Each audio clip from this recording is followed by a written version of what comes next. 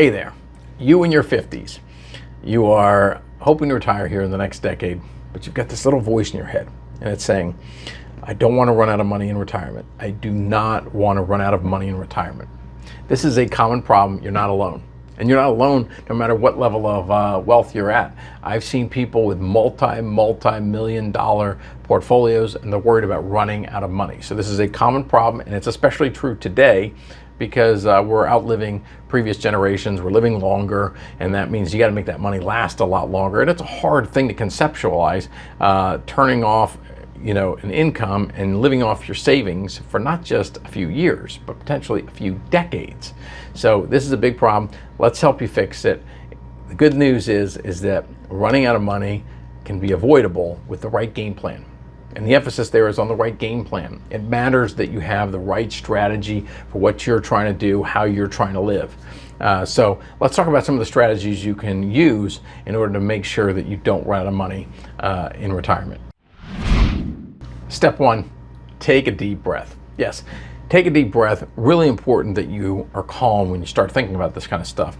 And then what you want to think about first is, what's your number? How much money does it cost for you to live? What's your lifestyle like that is non-negotiable? This is the kind of life that I want to live. This is how much it's going to cost. Get that number down on paper and then start going through those expenses. Like, really consider all the different expenses that you have to make sure that they really match that number. And I'm talking about discretionary expenses and non-discretionary expenses. There's a lot of stuff like vacation, different types of travel, gym memberships, golf clubs, tennis clubs, yacht clubs, all these different clubs. They cost a lot of money. So make sure that you're realistic about how much all of that's going to cost. And then take a look at those non-discretionary expenses and start thinking about, what are your real healthcare costs? What are the real costs of what coverage is going to be, both for insurance and in terms of how much you're going to need that's not going to be maybe covered by traditional healthcare. So get all those kind of costs together. Make sure that that matches what that number is that you had written down, so that you have an accurate picture of what your lifestyle is going to cost. This is so critical. Step two is tweak where you can. Tweak where you can. Yes, we're not trying to turn our retirement into a penny pinching nightmare. That is no fun. That is not going to be a fun retirement if you're having to worry about pinching pennies everywhere. Okay, but you might be able to tweak some big things, right? You might say, you know what, I don't need to eat out 5 days a week. I don't get enough value out of that. If I cut back 1 or 2 days a week, look how much money I could save. You got a whole bunch of subscription services. Maybe you're looking at those subscription services and you're saying, some of these things I don't use anymore. I can get rid of them. And some subscription services are $5-10 a month, and some of them are hundreds and hundreds of dollars a month. So put these kinds of things together. That will help reduce your expenses. And that just makes your retirement income easier to attain if you don't spend as much money. Number 3, diversify your portfolio. Keep it growing. Cash is a wonderful thing, and people love to stick money under the mattresses. I don't know if they stick money in the mattresses anymore, but they basically stick it into a checking or a savings account, right? They just stick it in cash. It's not under the mattress. That's a good thing, but it's not really necessarily working for you in terms of outpacing inflation over time. So when you look at your portfolio, you want to think about investments that both can give you stability, and cash is good for that, but they can give you growth that outpace inflation, and that's where you need to move away from cash and into things more like stocks, which historically have been one of the best drivers of outpacing inflation, and also bonds to a certain extent. So having a diversified portfolio of different types of assets can help give you the stability you need in the short term and the ability to outpace inflation, the purchasing power benefits from the growth in the long term. So make sure that you have the right mix there, and the mix is going to go right back to, what's your number? How much money do you need? And how much money do you need your portfolio to deliver?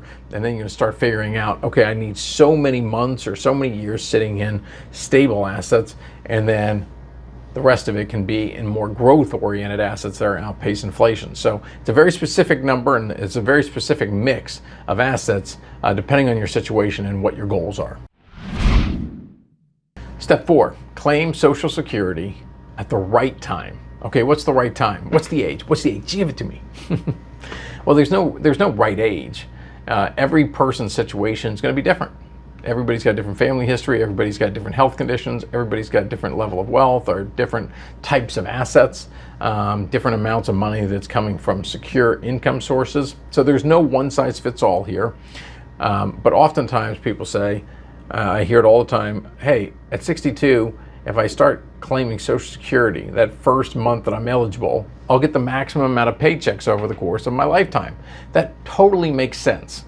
You're going to maximize the number of paychecks over your lifetime. The problem is that the longer you wait, you'll maximize the size of the paychecks. Your paychecks will get even larger. Those monthly checks will be bigger and bigger and bigger.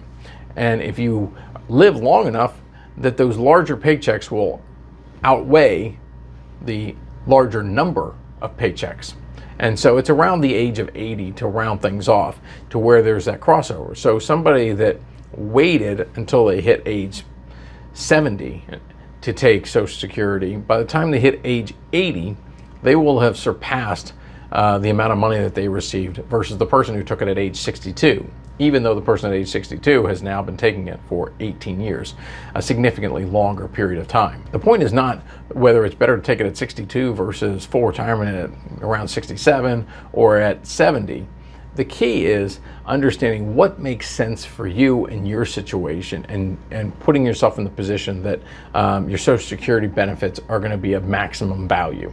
Okay, so there's a whole bunch of different calculators out there. We run them, but that's the real key, is making sure that your Social Security strategy makes sense for your situation.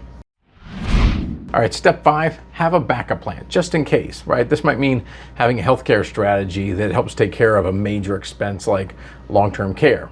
It also may mean just saying, you know what, maybe my plan is I can spend $100,000. That's how much money that I could spend every year and I'd be fine. But if I only spend $80,000 or $85,000, now all of a sudden I've given myself that extra little bit of wiggle room. I got an extra $15,000 that's working for me every year, and that can give me a little bit more ballast into the future. Here's the bottom line. Running out of money and the fear of running out of money is a real thing. But it doesn't have to be a death sentence for your retirement. If you've got the right strategy, if you've got realistic expectations about your expenses, you got a diversified portfolio, you got a backup plan, then you can greatly reduce the chances of yourself running out of money in retirement. Most important thing is that you have a strategy that's right for you. Right for you and your needs and your goals and your future. And if you can do that on your own, you can create that strategy on your own, great. If you need a financial professional to help collaborate with, do that. But it's so critical that you have the right game plan. And the earlier you do that before you retire, the easier it is to make the transition into retirement.